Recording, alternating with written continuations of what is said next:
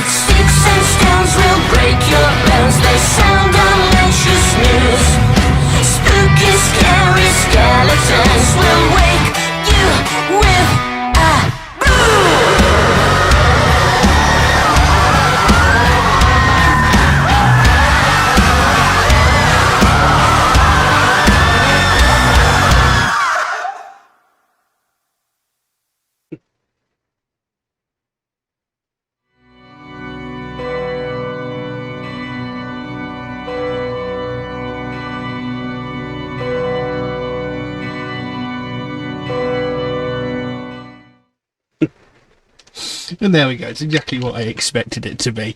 You know, I've always enjoyed their music. I mean, the first time I listened to them, I heard their cover version of "We Are Number One" from, is it Lazy Town? Kids program. You know, I found them mildly entertaining there.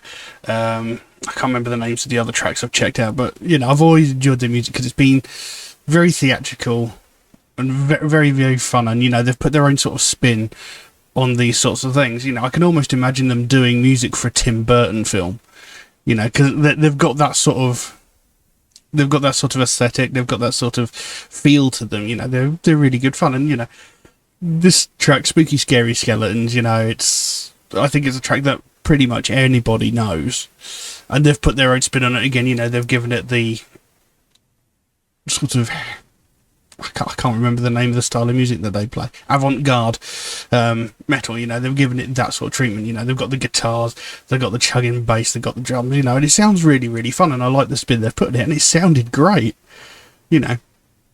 And, you know, you can see from the video, you know, they're having a bit of fun with the costumes and, you know, and playing around and being a bit silly, you know, even to the point where her hat gets knocked over her eyes.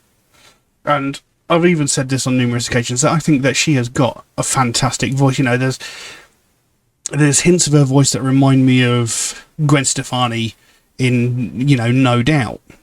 You know, there's hints of her voice that remind me of that. And, you know, there's other elements that remind me of other female-fronted bands. But overall, I really love their music. I love the fact that they don't take themselves too seriously. And most of their songs are actually really quite short, I've discovered. You know, they're normally sort of floating around 2.5 to 3 minutes. But, you know,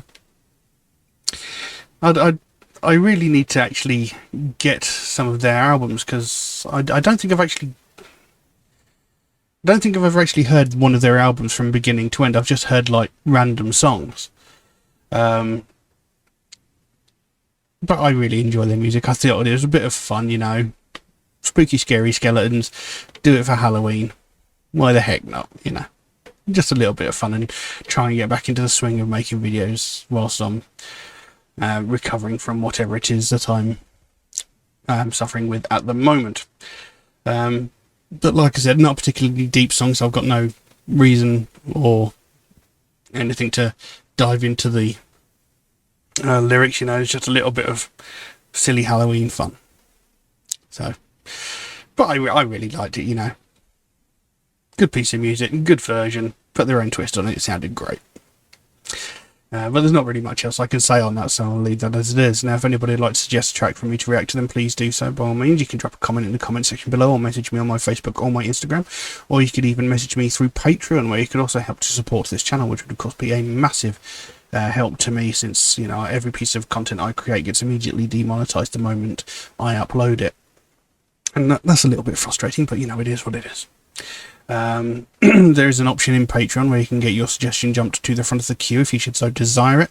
There's a limit on how often you can do that, and that's just to be fair to people who suggest tracks through more regular means, such as Facebook, YouTube, and Instagram comments. If you do make suggestions through those more regular means, do know it could take me a while to get around to your suggestions, since I do get suggested so many new tracks every single day that my list grows faster than I can record the videos. But I do write down every suggestion I get, so it should get done eventually. It just might take me a while to get around to it.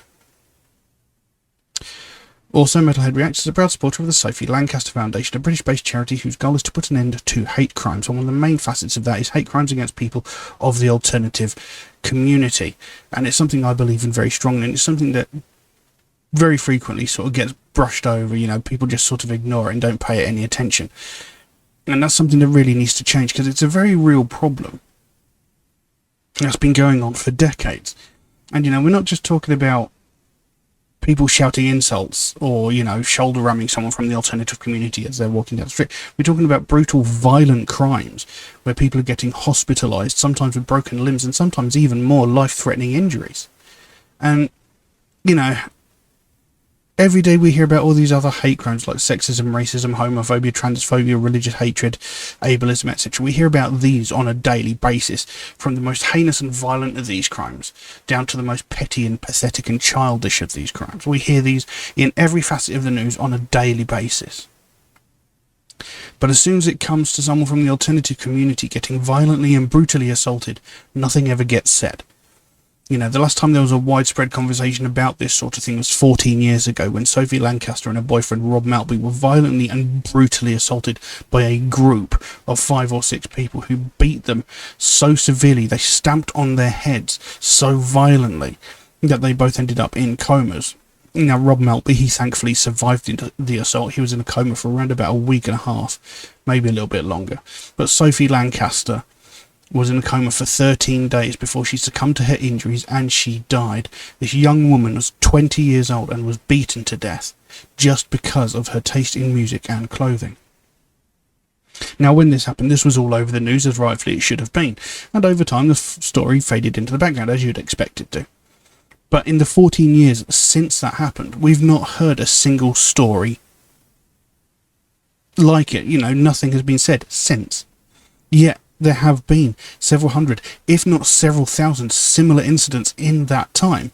The only major difference is that no one has died as a result. And that's the key feature there. That people won't speak about this unless someone dies. And that's unacceptable. We shouldn't have to wait for someone to lose their life before this gets spoken about. We shouldn't have to wait for someone to die before something gets done. And that's what the Sophie Lancaster Foundation is all about. They want to bring more attention to the fact that this is happening. They want more people to talk about this. They want there to be more recognition of the fact that this is a very real problem and deserves as much attention as all of these other hate crimes that get spoken about on a daily basis. Because the more we ignore it, the more it's going to happen, because the people committing these crimes feel that they can get away with it because no one's going to pay any attention to it. And if we carry on ignoring it, it's only a matter of time before what happened to Sophie Lancaster happens again, and we cannot allow that to happen. You know, they don't want to see another family go through what they went through when they had to watch their daughter slowly die over the course of 2 weeks because of the small-minded actions of a group of people who couldn't handle the fact that somebody liked something different to them, that not everybody likes the same thing. These violent crimes against people of the alternative community deserve as much attention and as much, you know, they deserve to be spoken about just as much as any other hate crime. But at the moment, they're not getting spoken about, nothing's getting done, they're just getting ignored. And that needs to change.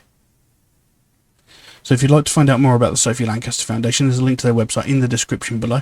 You can go over there, find out what they're working on at the moment, find out what their overall goal is, because they can explain it a heck of a lot better than I can. And if you can help them out in any small way, obviously don't feel obligated to do so, but if you can help them out in any small way, whether it be a small donation through their website or something as simple as like one of these Sophie wristbands, maybe even that one, you know, they've got a whole bunch of other really cool stuff going on over there. But, you know, the sooner we get more people talking about this, the sooner we bring more attention to this, the sooner we can help to stamp out prejudice, hatred, and intolerance everywhere.